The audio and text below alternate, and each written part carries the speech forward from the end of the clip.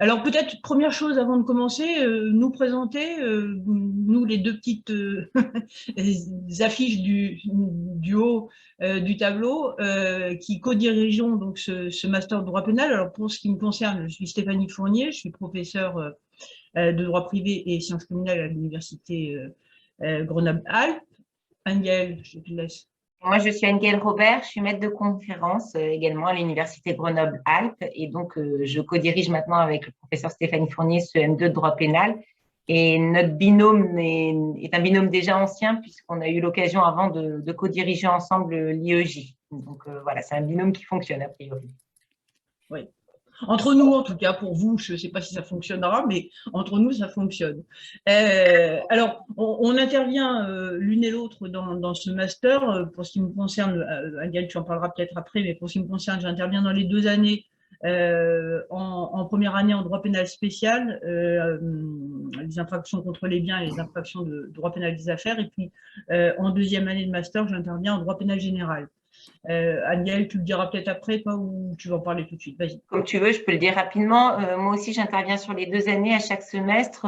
Au premier semestre du Master 1, j'interviens en droit pénal spécial des personnes et j'interviens également en droit de la sanction pénale et au second semestre en droit de la Convention européenne des droits de l'homme.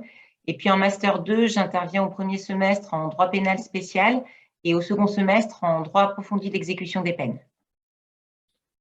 Alors, pour vous présenter un petit peu ce master, dans un premier temps, pour rester sur une présentation très générale, en vous expliquant comment surtout il a été conçu, ce master, l'idée qui a présidé à la conception de ce master a été de prévoir une véritable complémentarité entre les 2 années de master, dans le dessein de vous préparer aux différents examens et concours qui donnent accès aux professions juridiques et judiciaires, aux professions de la police ou encore au métier de l'administration pénitentiaire. Alors, dans cette perspective, nous avons fait le choix de conserver une première année de master assez généraliste, avec précisément un choix de matière qui a été fait au regard des programmes des différents examens et concours que je viens d'évoquer.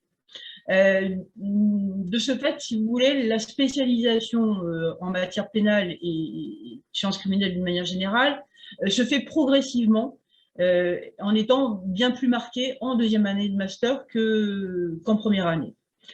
Alors, cela étant aussi, ce qu'on a souhaité favoriser à travers ces 2 années de master, c'est un peu un esprit quand même un esprit de promotion, qui a un certain lien qui s'établissent entre les étudiants des différentes années. On aura l'occasion d'y revenir, mais vous savez que ce sont de petits effectifs, hein, on y reviendra, mais une vingtaine d'étudiants dans le master, 22, ce qui fait qu'il y a des liens qui se créent déjà au sein d'une année de master, mais on essaye aussi de faire en sorte que ce lien s'établisse d'une année, entre la première et la deuxième année, et puis qu'il y ait un lien au-delà qui soit maintenu avec les promotions précédentes. Alors à cet égard, il y a notamment une association qui existe et qui permet de faire le lien entre ceux des précédentes promotions et ceux de la promotion actuelle. Et puis au sein des 2 années de master, on essaye de faire en sorte qu'il y ait quand même des ponts qui soient lancés entre les 2 années. On aura l'occasion là aussi de l'évoquer plus tard, mais par exemple, à travers certains projets qu'on met en place dans le master, on essaye de faire en sorte que les étudiants de M1 soient associés avec les étudiants de M2 sur certains événements. Par exemple, cette année, au premier semestre, on a reçu un avocat lyonnais, maître François Saint-Pierre, qui est venu faire une conférence, et à cette conférence, on a convié les étudiants du M1 et du M2 qui se sont retrouvés à cette occasion. Au mois de mars, il va y avoir aussi une journée d'études qui va se dérouler à la Maison de l'Avocat, qui d'ailleurs associera les avocats et les magistrats. Mais pareillement, là, on fait intervenir les étudiants du M1 et du M2 pour qu'ils soient ensemble. Et puis, On a aussi un autre projet sur lequel Anne-Gaëlle vous donnera des explications plus tard. Un projet de reconstitution d'un procès pénal, ce qui fait que pendant tout le semestre, les étudiants du M2 travaillent sur un dossier, un vrai dossier qui a été jugé de cour d'assises et in fine, à la fin de l'année, on fait une reconstitution in situ dans les locaux de la cour d'assises où les étudiants jouent des rôles, ceux qui jouent le rôle du président de la cour d'assises, l'assesseur, il y a les témoins, il y a l'accusé, etc. Et les étudiants du M1 assistent à cet événement et font l'objet d'un tirage au sort qui permet de les désigner comme membres du jury dans ce procès reconstitué. Donc bon, voilà, pour essayer de créer une espèce de dynamique de groupe, pas seulement au sein d'une année de master, mais également entre les 2 années de master. Anne-Gaëlle, je te laisse peut-être la parole pour poursuivre. Oui. L'objectif de ce master, c'est également, au-delà de l'approfondissement des connaissances, de vous permettre d'acquérir de véritables compétences, que ce soit en termes de recherche juridique, en termes d'argumentation et d'expression orale, en termes de qualité rédactionnelle, de mise en pratique des connaissances. C'est pourquoi vous le verrez sur le plan des méthodes pédagogiques, le choix a été fait de diversifier au maximum les exercices proposés. Outre les exercices classiques que vous connaissez déjà tous, de dissertation, de cas pratiques ou de commentaires, vous aurez ainsi, dès le M1, à la place d'un TD traditionnel et chaque semestre, des cours de pratique pénale qui vous conduiront à étudier de véritables dossiers pénaux et à vous entraîner à l'argumentation juridique et à la rédaction de conclusions, de plaidoiries ou de jugements. L'un de ces cours, par exemple, sera notamment dispensé par un avocat grenoblois, Maître Gauthier, qui du coup vous guidera dans la pratique judiciaire. Et en deuxième année, comme vient de le souligner Stéphanie Fournier, l'exercice sera amplifié avec un cours visant à reconstituer sur la base d'un dossier qui a été déjà jugé réellement par la cour d'assises de l'Isère, un procès d'assises avec donc pour objectif de réaliser un procès fictif qui se tiendra à la cour d'assises de l'Isère en fin d'année. Et donc là encore, pour ce faire, vous serez entouré toute l'année de professionnels, un avocat, Maître Dreyfus, ancien bâtonnier de Grenoble, et un magistrat. Alors cette année, il s'agit de Madame Jurami, qui est substitut du procureur général près la cour d'appel. Et l'année dernière, il s'agissait de Monsieur Dallès, qui est le procureur général près la cour d'appel de Grenoble, mais qui cette année ne pouvait pas dispenser ce cours parce qu'il est actuellement au procès de Lelandais, ce qui, bien évidemment, vous en doutez, lui prend beaucoup de temps. Donc, on fait vraiment intervenir des praticiens pour vous encadrer, pour vraiment avoir une mise en œuvre concrète de vos connaissances théoriques. Toujours dans cette idée d'une mise en pratique concrète de vos connaissances, vous aurez également la possibilité de participer dans le cadre du cours de droit pénal international de deuxième année au concours Claude Longlois, qui est un concours de plaidoirie qui regroupe diverses universités françaises qui vont s'affronter au cours de plaidoirie et de joute verbale sur un cas pratique fictif cette fois-ci. Actuellement, là, nous, on a 3 étudiantes de la promotion du Master 2 actuel qui sont à La Rochelle pour 3 jours pour justement plaider puisqu'elles ont été sélectionnées à la finale de ce concours. Vous pourrez également, mais de manière facultative cette fois-ci, c'est en option, participer au concours Vedel, qui est un concours organisé cette fois-ci par le Conseil constitutionnel et qui vise au dépôt d'une QPC qui porte en partie sur la matière pénale devant les 9 juges. Donc, à cette occasion, vous pouvez également y participer, aller à Paris, présenter votre QPC devant les membres du Conseil constitutionnel. Et ça, c'est un travail qui est fait en collaboration avec une personne qui a travaillé en tant que rapporteur auprès du Conseil constitutionnel et avec 2 autres M2 que sont les M2 Liberté et le M2 Droit public. Toujours dans cette visée pratique, vous devez également effectuer, lorsque vous êtes en M2, un stage d'au moins 6 semaines et vous avez également la possibilité de participer à la clinique juridique. Par exemple, cette année, on a 2 étudiants qui participent sous la direction d'une organisation non gouvernementale à du lobbying auprès de l'Union européenne pour faire avancer la question des conditions de détention des condamnés à mort dans le monde. Donc là aussi, on a vraiment une réelle pratique, mais cette fois-ci du côté du lobbying associatif. Dans le même état d'esprit, on souhaite également vous permettre d'aller plus loin, au-delà du champ pénal strictement juridique, en multipliant les ouvertures vers d'autres disciplines et les rencontres interdisciplinaires. Par exemple, vous aurez des cours de médecine légale en Master 2 qui vous seront dispensés par des médecins légistes du CHU de Grenoble. Et vous participerez également à un séminaire de 2 jours sur les maltraitances intrafamiliales qui est organisé en collaboration avec les étudiants de médecine. Donc, les étudiants qui sont internes en médecine arrivent avec des cas dans lesquels il y a eu des suspicions de violence conjugale ou de maltraitance sur enfants ou d'inceste. Et vous décortiquez avec eux ces situations pour essayer de voir ce qui juridiquement est possible ou pas en termes de révélation, etc. Et puis, on a différents intervenants qui viennent vous donner leur opinion sur le sujet. Cette ouverture vers le monde professionnel et vers les praticiens, elle se fait également, Stéphanie Fournier en a déjà évoqué certaines, à travers de nombreuses conférences qu'on essaie d'organiser, que ce soit en M1 ou en M2. Alors là, c'est un petit peu au gré de l'actualité, des envies et des possibilités des uns et des autres.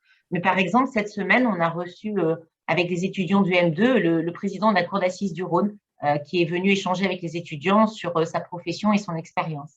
On a également des visites qui sont prévues, donc des visites d'institutions, d'établissements, que ce soit le palais de justice, les établissements pénitentiaires, la police scientifique, etc. Donc là, c'est très variable d'une année sur l'autre. L'idée, c'est de répondre au mieux aux attentes de chaque promotion. Donc, c'est évident que, voilà, par exemple, à cette année, dans le M2, on a 3 personnes qui souhaitent s'engager dans la police. Donc, je suis en train d'essayer de voir si on ne peut pas aller voir la police scientifique parce que ça serait quelque chose d'intéressant pour eux. On avait beaucoup d'étudiants qui voulaient voir un avocat. Donc, comme a dit Stéphanie Fournier tout à l'heure, on a invité Maître Saint-Pierre. Donc, voilà, c'est variable, mais on a un nombre d'activités qui se rajoutent à la maquette de formation que vous pouvez consulter sur le site internet de l'UGA. Donc, vous le voyez, on a tenté de multiplier les formats, les disciplines, les intervenants pour tenter de répondre au mieux à vos attentes et également aux exigences des différents corps professionnels que vous êtes censés intégrer après l'obtention du Master 2. Bien évidemment, ça a été évoqué tout à l'heure, de telles activités ne peuvent être mises en place de manière efficiente avec une promotion trop nombreuse. Et c'est pourquoi le Master n'est ouvert qu'à 22 étudiants. C'est un numerus clausus que l'on a. Donc, 22 étudiants par promotion, d'où, vous vous en doutez, une importante sélection dont on va maintenant vous parler. Oui, alors je pense qu'effectivement, ça fait partie des points qui retiennent tout particulièrement votre attention, à savoir comment la sélection s'opère et dans quelle mesure elle est effectuée. Alors, je ne vous cacherai pas que la sélection est effectivement féroce, là en l'occurrence, puisqu'on a un master qui est très attractif. Pour vous donner un ordre d'idée, en tout cas l'année dernière, nous avons eu 1800 candidatures en M1. Donc, 1800 candidatures pour 22 places. Vous vous doutez que les choses sont loin d'être simples, en tout cas. Alors, que vous dire, il faut quand même être conscient du fait que sur les 1800 candidatures, il y a beaucoup de candidats qui font des candidatures plurales. Quand je dis plurales, c'est vraiment très très nombreuses, ce qui fait que notamment les meilleurs candidats, généralement, ils sont pris partout et ils vont pas partout. Donc, il y a quand même un certain nombre de personnes qui, de toute façon, ne seront pas destinées à venir dans notre master. Alors, vous dire que la sélection n'est pas rude, ça serait faux. Maintenant, bon, comment fait-on la sélection? On l'a fait, bien évidemment, en comparant les candidatures, en comparant les dossiers. C'est vraiment une question de comparaison. Et puis, on classe, mais comme je vous disais, souvent les meilleurs, de toute façon, partent ailleurs. Enfin, pas forcément, il y a souvent de très bons, notamment de très bons candidats grenoblois qui, par choix personnel, préfèrent rester à Grenoble. Donc, les très bons grenoblois, on les conserve. Des très bons d'ailleurs, il arrive que certains viennent ici, mais pareil, il y en a certains qui préfèrent rester dans leur université d'origine. Donc, il y a ce jeu de chaises musicales qui s'opère. Et puis surtout, donc, comme je vous disais, une question de comparaison des dossiers, avec cette idée que, bien évidemment, ce sont quand même les meilleurs dossiers, j'allais dire en termes académiques, qui dominent. Mais il n'y a pas que ça. On regarde, on procède avec une équipe à la sélection des dossiers. Et les dossiers, on les regarde dans le détail. Enfin, on ne s'arrête pas a une vision superficielle des dossiers, on les regarde dans le détail et notamment on lit avec attention les lettres de motivation, on observe le cursus d'une manière générale pour observer quelles ont été les orientations prises par les différents candidats. On regarde les notes dans le détail aussi, c'est-à-dire que peut-être qu'une moyenne pas mirobolante, mais servie par de bonnes notes dans les matières qui relèvent de notre discipline, on y est sensible. Alors bon, voilà, je laisse peut-être Anne-Gaëlle détailler les critères un peu plus sur le détail de ce procédé. Alors, en effet, on a différents critères sur lesquels on opère la sélection. Donc, le premier critère, Stéphanie l'a dit, c'est le niveau académique général. On ne vous cache pas qu'avoir des mentions chaque année, c'est bien évidemment un plus, ou en tout cas avoir une mention ou une potentielle mention en L3, puisque des fois, quand on étudie les dossiers, on n'avance pas encore tout vos résultats. Avec une progression sur les 3 années, pour nous, c'est quelque chose d'extrêmement important. Si jamais du reste, vous avez un échec, vous avez redoublé ou vous avez eu une seconde session au cours de vos années antérieures et que celle-ci tient dans une explication objective, par exemple, vous avez eu une maladie, vous avez été hospitalisé, etc., n'hésitez pas à le mentionner sur la lettre de motivation parce que nous, on modifie du coup les résultats en fonction de ce qui est dit. Voilà, c'est des éléments dont on tient compte. Bien évidemment, ce qu'on va regarder essentiellement, c'est le détail des notes et notamment les notes que vous avez obtenues dans les matières pénales fondamentales. Donc, à Grenoble, normalement, il y a le droit pénal général qui est enseigné en L2 et la procédure pénale qui est enseignée en L3. Donc, c'est 2 matières qu'on regarde tout particulièrement. Plus certains d'entre vous auront eu d'autres matières, soit des TD en droit pénal général et procédure pénale, soit un cours d'histoire du droit pénal, etc. Donc, toutes ces notes-là, on va vraiment les regarder en détail. Certains n'auront pas nécessairement eu tous ces fondamentaux. Je pense notamment aux étudiants de droit langue qui souvent nous sollicitent.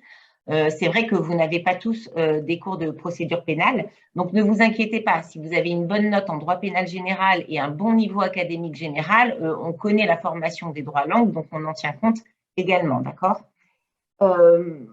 On vous demande également dans les critères de sélection de démontrer une maîtrise correcte de l'anglais. Pourquoi? Tout simplement parce que aujourd'hui, de toute façon, l'anglais est quand même une matière indispensable, mais surtout, vous avez, outre le cours classique d'anglais juridique qui vous sera dispensé en Master 1, toute une unité du Master 2 qui sera réalisée en anglais. C'est une unité relative au droit comparé où vous avez 2 cours en anglais, un cours sur le système américain et un cours sur le système anglais. Donc, il faut quand même avoir un niveau à peu près correct pour suivre ces 2 enseignements. On va également regarder si vous savez travailler en autonomie et utiliser la documentation juridique. Ça, c'est important parce que beaucoup de travaux de recherche vous seront demandés dans le cadre du Master 2.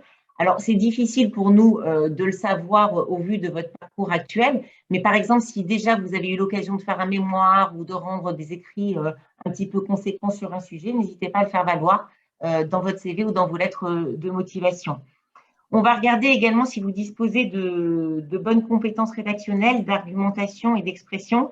Alors ça, on y attache notamment une importance toute particulière dans l'évaluation, dans le Master 1 et dans le Master 2, tout simplement pour une bonne raison, c'est qu'il ne sert à rien de dire des choses intelligentes si elles sont complètement inintelligibles en raison d'une expression défaillante. Donc vraiment, la forme, elle est indispensable au fond et c'est un point très important pour nous. Donc, c'est vrai que Stéphanie parlait des lettres de motivation. On lit toutes les lettres de motivation et on accorde une attention toute particulière à la manière dont vous vous exprimez, à l'orthographe et à la syntaxe. Ça peut être quelque chose qui va jouer en votre défaveur si cela n'est pas correct dans la lettre de motivation, donc soignez-les. On demande également si cela est possible pour vous d'attester d'une expérience en droit pénal, donc que ce soit un stage, que ce soit un travail dans une association. Je pense à certains étudiants qui ont travaillé chez Genepi ou dans des associations de défense de certaines causes, etc.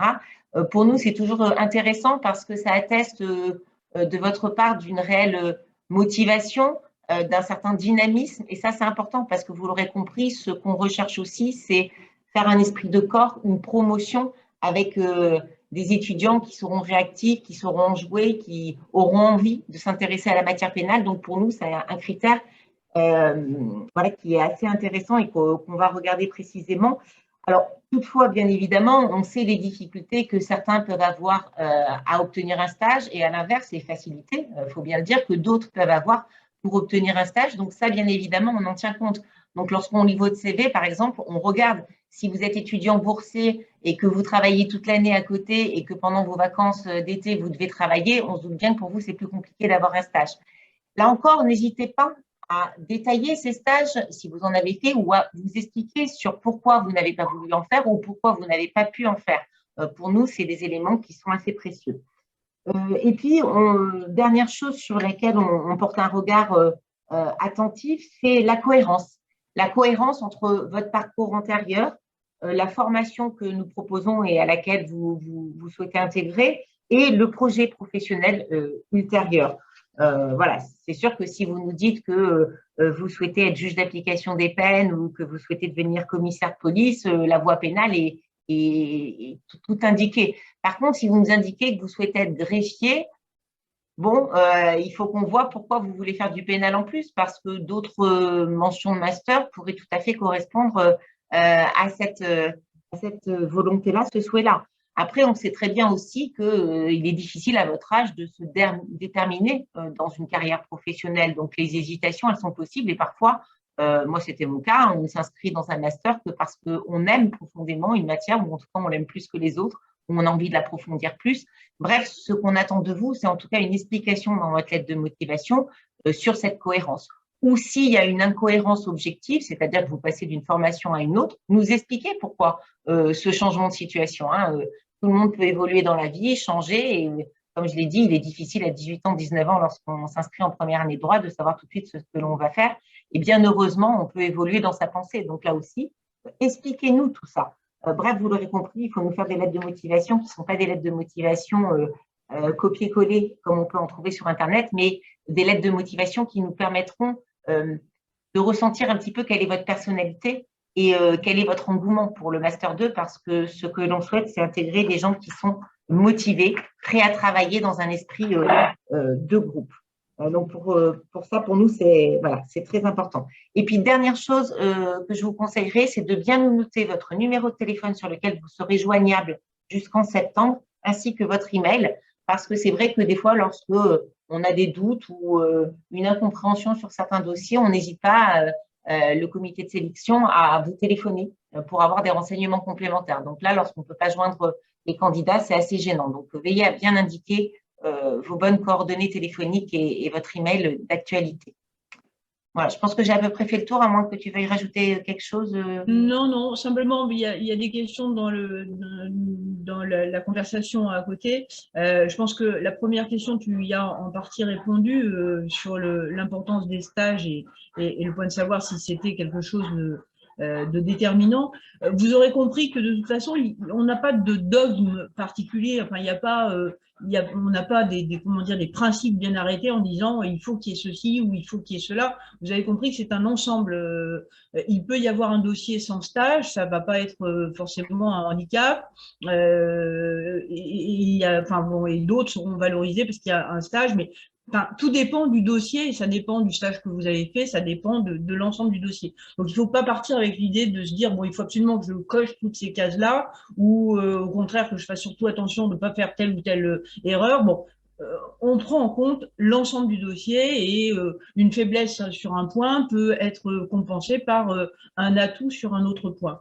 Alors après, l'autre question, c'était, oui, avec ce que tu disais, Anne-Gaëlle, sur l'importance de la lettre de motivation et de faire figurer un certain nombre de choses. Bon, la question qui est posée, c'est de se dire, ben, ça va faire des lettres de motivation à rallonge. Bon, tout le monde n'a pas, une même personne, il ne lui est pas tout arrivé, quoi. Enfin, elle a été malade, elle a redoublé, elle travaille, elle a fait un stage. Enfin bon, généralement, ça va être, vous allez mettre, et à vous de choisir ce que vous voulez mettre en avant aussi. Ça fait partie aussi de votre lettre de motivation que d'être capable de mettre en exergue ou de faire ressortir un élément qui vous paraît le plus important dans votre choix, dans votre détermination, et c'est ça qui jouera pour nous. Étant entendu que, encore une fois, de toute façon, l'ensemble du dossier, on le regardera. Donc, si vous avez fait des stages, on les verra. Mais si c'est pas des stages qui méritent vraiment d'être montés en épingle, bon, bah, on les aura vus, mais peut-être que vous n'avez pas besoin forcément d'insister dessus.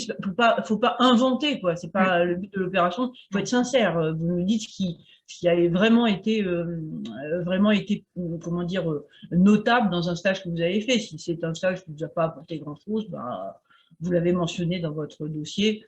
C'est pas la peine de monter en épingle après.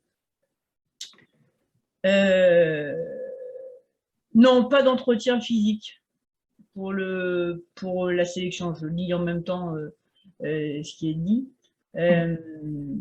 Au vu du nombre de candidatures, ça serait très intéressant. On aimerait bien, mais au vu du nombre de candidatures, c'est impossible pour nous de réaliser des entretiens physiques. Donc, ça, c'est pas possible. Avoir un lien… Oui, non. On regarde que le dossier, en fait. Ça, c'est dans un souci d'égalité des candidats. Certains n'en ont pas, d'autres en ont. Donc, on ne regarde que le dossier que vous déposez sur e-candidat. Donc, ça ne sert à rien de nous indiquer des liens où on n'ira pas de nous-mêmes faire la recherche. On n'ira pas voir si vous avez une belle photo sur un site ou je ne sais quoi. La photo, vous la mettez sur le CV. Voilà. J'en mettais une, mais pas une classique. Voilà. Est-ce que vous avez d'autres questions?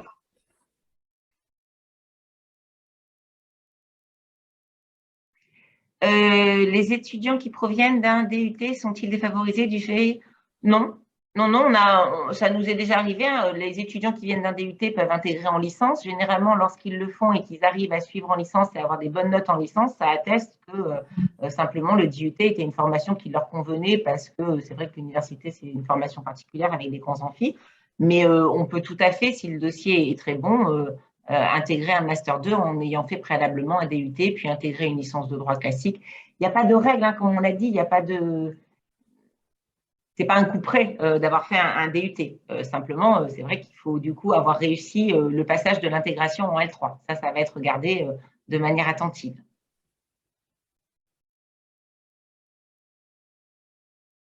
D'autres questions? Non, on a été parfaitement clair.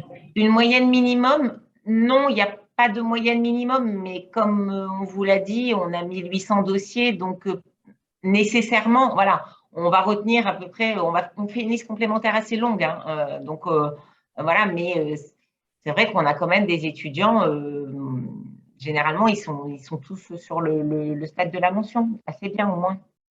Donc, on est à peu près là, mais là aussi, c'est pareil, il n'y a pas de règle. Ça nous est arrivé de prendre des étudiants qui avaient 11,5 de moyenne générale sur les 3 années parce qu'il y avait d'autres éléments qui emportaient notre conviction. Enfin, il n'y a pas, là aussi, il n'y a pas un minimum qui est fixé. C'est vraiment une comparaison des candidatures. Donc, voilà, plus le niveau des candidatures est élevé, plus la moyenne minimum va être autre, plus les candidatures sont basses et plus la moyenne minimum va baisser aussi. Hein.